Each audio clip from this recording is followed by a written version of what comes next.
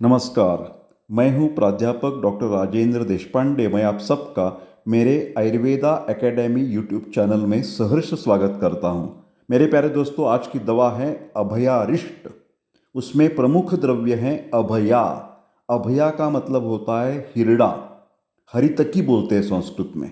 उसके अलावा इसमें मनुका मतलब रेसिन्स होता है, वाउडिंग जो जंत के लिए हेलमेंथ के लिए काम करता है, धैटी के फूल होते हैं, गुड़ मतलब जैगरी, गोखरू, निशोत्तर, धनिया, चव्य, शुंठ का मतलब ड्राई जिंजर, मोचरस, इंद्रवारुणी और दंती, ऐसी कुछ दवा ये अभयारिष्ट में हैं। कंटेंट बोलते घटक द्रव्य। अभया का मतलब है हिरड़ा। तो देखिए नाम कैसे दिया है, अभया, तो जिससे आपका बीमारी का भय चला जाएगा, बीमारी का भय नहीं रहेगा, उसको बोलेंगे अभया। कितना इंटरेस्टिंग नेम है ना। भया का मतलब है, भय का मतलब डर, डर हो रहता है ना, फियर रहता है, ओ मेरे को ये हो जाएगा, मेरे को वो हो जाएगा। क्योंकि आयुर्वेद तो कहता है रोगा सर्वे अपि मंदेग्नो। जब भी आपकी पाचन शक्ति अच्छी नहीं, टट्टी को अच्छी नहीं हो रही है, तो आपकी कौन सी भी बीमारी आपको हो सकती है, और जो हो गई बीमारी वो मतलब तंदुरुस्त होने में टाइम लगेगा। तो इसके लिए यह आयुर्वेद हमेशा ध्यान देता है कि हमारा अग्नि अच्छा रहना चाहिए, पेशाब टट्टी अच्छी होनी चाहिए।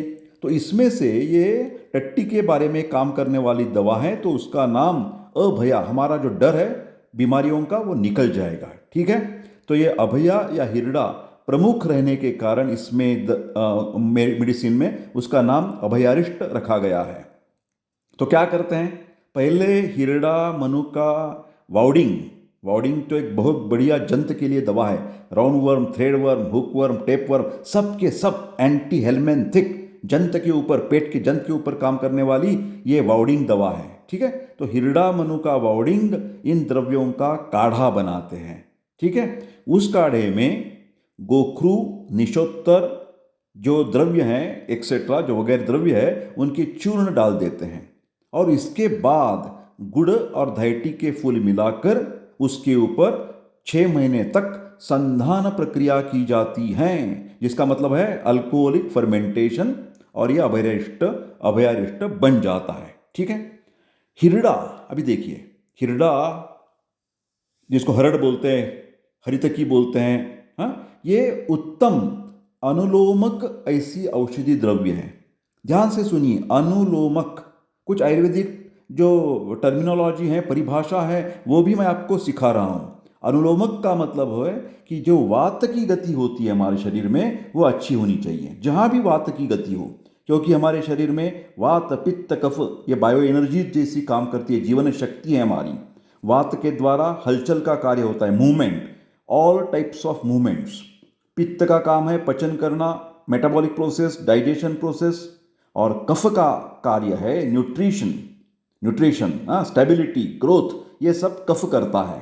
तो हमारे शरीर में ये तीन, वात, पित्त, कफ मिलकर हमारी फिजियोलॉजी, शारीरिक क्रिया, प्राकृत क्रिया मेंटेन करते हैं, बनाए रखते हैं। तो इसमें से हिरड़ा वात के ऊपर अनुलोमक कार्य करता है, मतलब वात की जहाँ जहाँ गति हो, स्पेशली हमारे अभी पेट की चर्चा चल रही है, तो पेट का जो जिसको बोलते हैं ना पेरिस्टाल्टिक मूवमेंट्स, आंतरों की हलचल, वो अच्छी रखने में, या उतना ही नहीं तो हम transport across the cell membrane, जो हमारे हर एक पेशी में अंदर बाहर आने की जो हलचल होती है, उसके लिए भी ये हिरड़ा बहुत अनुलोमक काम करता है। तो इसके अनुलोमन होने से क्या होता है कि औषध सेवन के बाद जठराग्नि बढ़ जाएगा। जठराग्नि बढ़ने से जो भी हम खाना खाएंगे वो अच्छी तरह से हजम हो जाएगा, और उसके साथ साथ जिस किसी को भी जो हमारी टट्टी है, स्टूल्स हैं, मल है, वो जब हार्ड हो जाएगा तो उसका भेदन काम करने का काम ये अभयारिष्ट करेगा। कभी भी आपको वो तकलीफ नहीं सहनी पड़ेगी कॉन्स्टिपेशन की, हाँ बिल्कुल नहीं। इससे क्या हो जाएगा, अभयारिष्ट लेने से it's a best laxative. Ayurveda ने कहा, क्या कहा है, इससे हमारी हर रोज की जो टट्टी है वो अच्छी तरह से साफ सुथरी हो जाएगी, अनुलोमन कार्य करता है। हाँ, किसी को भी अभी कॉन्स्टिपेशन की फिक्र करने की जरूरत नहीं, घर में ये बाटली रख दो हमेशा अभयारिष्ट की, और लेते रहिए। तो विरेचक जो हमारे आयुर्वेद ने कहा है शरीर शुद्धि के लिए, क्या बोलते हैं, पंचकर्म बोलते हैं ना, वमन विरेचन बस्ती रक्तमोक्षण नस्य। हाँ, तो विरेचक औषध भी हमारी टट्टी को बहुत पतला बना देते हैं। फिलहाल उससे पचन धीरे से सुधर जाएगा। फिर ये जो अभी हम कह रहे हैं अभयरिष्ट के, वो अभयरिष्ट का फायदा ऐसा है कि वो अनुलोमक क्या है और विरेचक, इसमें थोड़ा सा फर्क आपको जानना चाहिए कि ये विरेचक का बजाय क्या काम करता है, अनुलोमन का काम करता है। ध्यान से सुनिए, हिरडा अनुलोमक है, विरेचक नहीं है। ठीक है। हिरडा के जैसी मनुका जो है ना, वो भी उत्तम अनुलोमक है और पित्त शामक है। चाहे हमारे एसिडिटी बढ़ने से और टट्टी मतलब साफ सुथरा न होने से, कॉन्स्टिपेशन होने से कई लोगों को गैस्ट्राइटिस हो जाता है, तो इसके लिए मनुका काम करेगी। वावड़िंग जो है वो भी अनुलोमन का काम करती है, जो जंत है वो निकाल देती है। ठीक है। तो ये अनुलोमक करने वाली जो भी दवाएं हैं, वनस्पतियां हैं, उनके द्वारा ये अभयरिष्ट बनाया गया है। तो इससे क्या फायदा हो जाएगा, बद्धकोष्ठता दूर हो जाएगी, कॉन्स्टिपेशन दूर हो जाएगा। अनुलोमक होने से कारण उस पर पचन शक्ति में भी सुधार आता है, क्योंकि पेरिस्टाल्टिक मूवमेंट्स अच्छी होती है, स्त्राव का सिक्रीशन जो है स्त्रावों का वो अच्छा तरह से हो जाता है। हाँ? और एक बेनिफिट है इसमें, एक फायदा और है, क्या है, जो कई कबार क्या हो जाता है कि विरेचन हमने बार बार लिया तो उसकी एक आदत बन जाती है। विरेचक द्रव्य की कभी कभार, मैं हमेशा नहीं कहता, जैसे कि मॉडर्न की डुल्कोलैक्स नाम की एक टैबलेट है। डुल्कोलैक्स क्या है, वो परगेटिव है, तो उससे ठीक है, टट्टी तो अच्छी हो जाएगी। फिर आपको लगेगा यार दूसरे तीसरे दिन अरे फिर एक बार मेरे को डुल्कोलैक्स लेना है, तो हर रोज लेने की वो आपत्ति आ जाएगी, उसकी आदत बन जाती है। ऐसी ये अभयारिष्ट से कभी भी आदत नहीं लगने वाली। ठीक है। अभी क्या हो गया, आगे चलते हैं। अनुलोमक औषध के साथ साथ उसमें कुछ माइल्ड लैक्सेटिव या परगेटिव है, जैसे निशोत्तर और दंती। ये निशोत्तर दंती क्या करती है, हमारी टट्टी अच्छे होने के लिए मदद करती है। उसके साथ उसमें धनिया है, शुंठ है, चव्य और इंद्रवारुणी। ये अग्निदीपन करने वाली दवा है, पचन शक्ति सुधारने वाली दवा है। तो इससे अभयारिष्ट के जो गुणधर्म हैं वो अच्छी तरह से और भी बढ़ जाते हैं।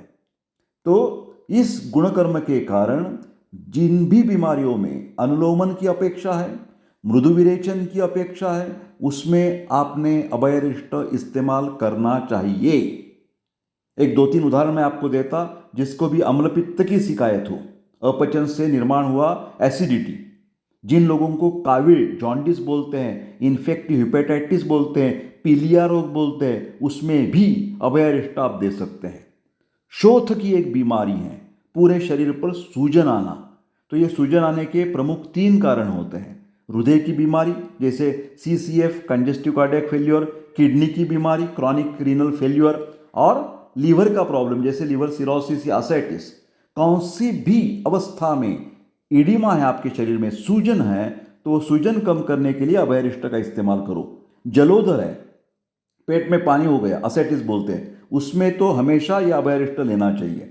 इसके साथ ये क्या हो जाता है, जब ये विरेचन चिकित्सा ज़्यादातर पित्त की है, तो पित्त की शुद्धि हो जाती है, हमारे शरीर में से ज़्यादा बढ़ी हुई उष्णता वो निकल जाती है, तो उससे त्वचा रोगों में भी फायदा होता है।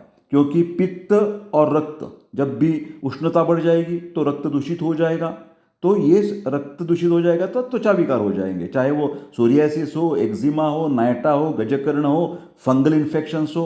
तो कौन सी भी बीमारी में, त्वचा विकार में आपकी टट्टी साफ सुथरी होनी चाहिए। इसके लिए हमेशा अभयरिष्ट इस्तेमाल करते रहो त्वचा विकार में।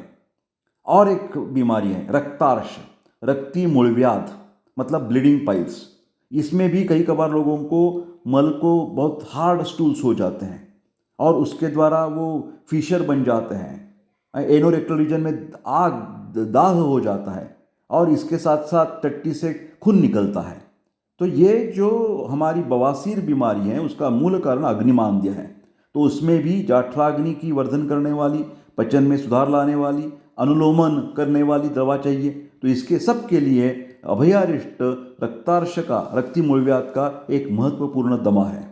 अभयारिष्ट का इस्तेमाल आप 2-2 चम्मच दिन भर में 2 बार खाना खाने के पहले आप कर सकते हैं, जब भी आपके हार्ड स्टूल्स हैं या कॉन्स्टिपेटेड की टेंडेंसी हो।